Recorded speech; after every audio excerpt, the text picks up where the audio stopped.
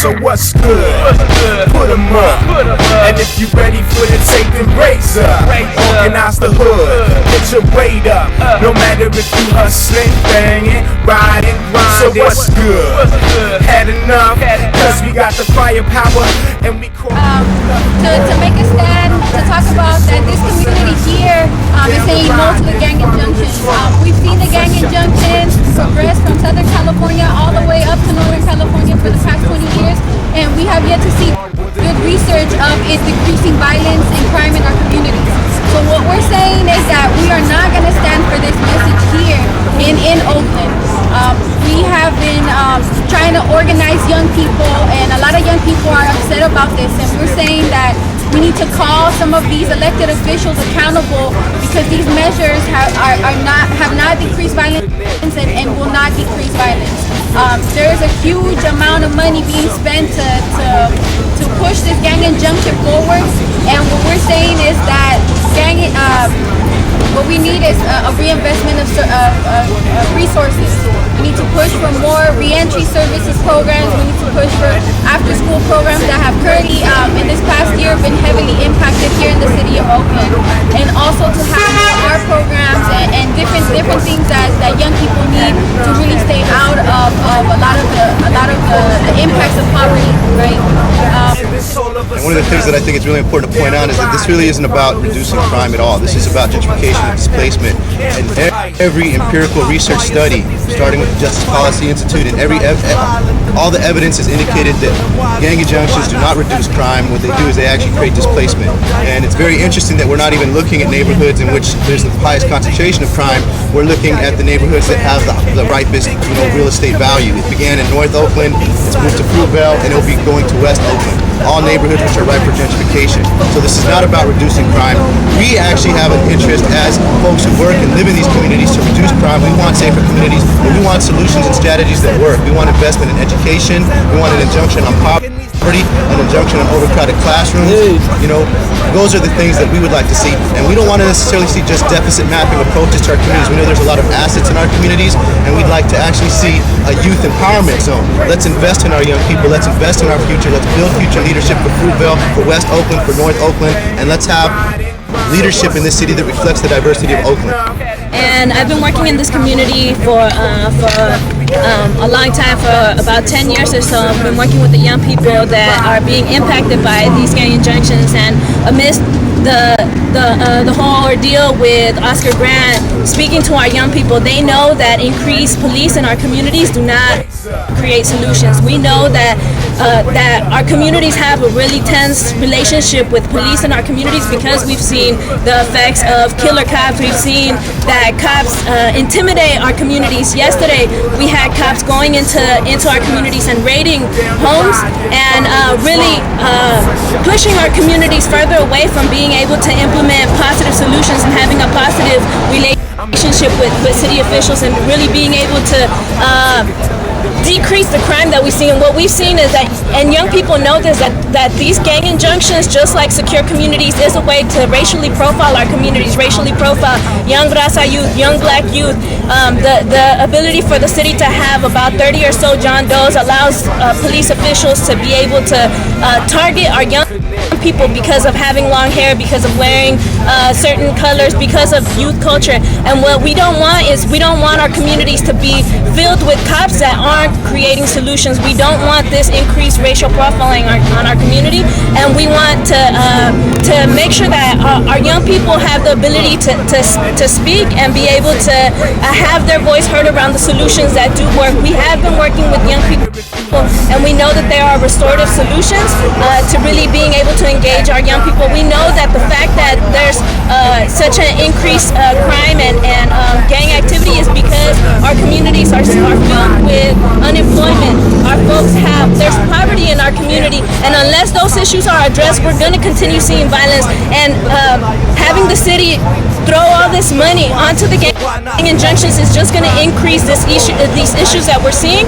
And as community members that have been working here, we will not allow and just stand back and seeing these officials throw the money that we know needs to be invested back into our communities, and not to bring housing that was supposed to be for low income communities, and being able to bring in folks, raise the rent and bring in communities from San Francisco or a lot of white folks, right? We want to be able to have the funding in Oakland come for our community members, so that our homes could be developed for our people, so that our streets could be redeveloped for our people, so that there could be jobs for our people. We need to address the poverty, the lack of jobs, and the lack of resources, and stop pushing all these cops that are repressing and killing our young people. We saw it just this last Tuesday.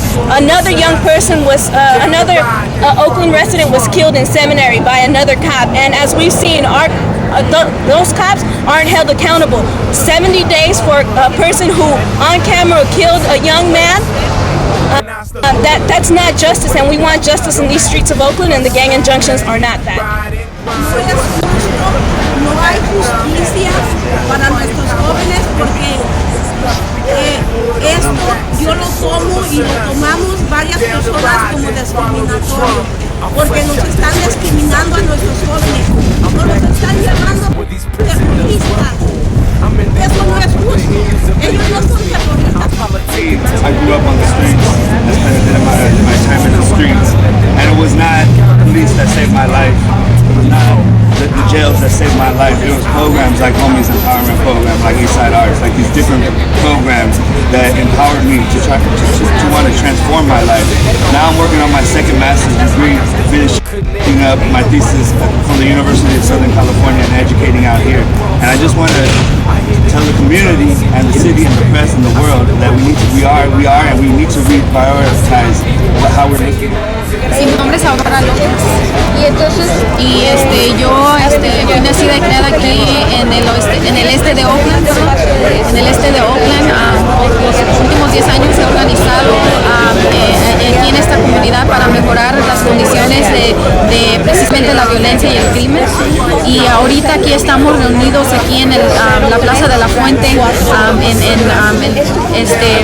en oposición contra este mandato civil, que realmente lo que está haciendo es criminalizando a nuestros jóvenes, y nosotros sabemos que como gente de la comunidad, gente que ha nacido aquí, gente que ha organizado aquí, que esas no son las soluciones.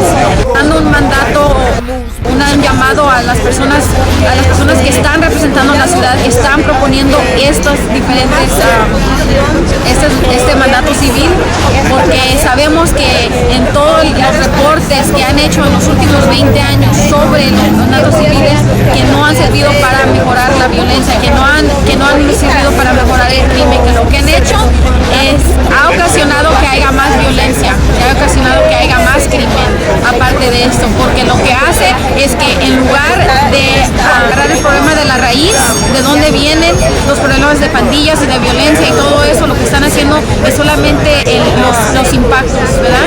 Y lo que están haciendo es que están empujando a los jóvenes afuera de estos 400 cuadras y los están empujando a otras comunidades. Entonces, realmente esta no es una solución, es solamente tratando de tapar el sol. Mi nombre es Kimberly Guzman. I'm a senior. I'm in Della, and I live here in Oakland. Right now, I'm currently staying like in the Hennis, but like throughout my childhood, I grew up right here. And I think that this gang injunction thing is just like really not the business, you know, because right now, like there's a lot of other things that they could be investing money in, and instead they're wasting all of this money and doing it with cops, doing gang injunctions. They could be investing that money into something that's gonna be way better than, like, you know, before the youth even get in trouble, they wouldn't even be in all this trouble if they were to invest the money in us before we got into it, you know. Well, my name is Roy Ramos. I'm with the Homeless Empowerment Program. I go to Muteado too. I'm about to be a Martin Jr. down there. And this gang injunction is making it's gonna make the system have more power. And we don't want that anymore. The system's not making nothing better in the town. It's not fixing nothing. It's making it worse. People are turning more relevant. ayudar. They can actually contact Cesar Cruz, I believe, or the YMCA, and just ask for Cesar Cruz. The address of the YMCA is 1612 45th Avenue, Oakland, California, 94601, and it's right behind the Pueblo. We'll start with the land. So what's good? Put 'em up. And if you ready for the tape, then raise up. Organize the hood. Get your weight up. No matter if you hustling, banging, riding.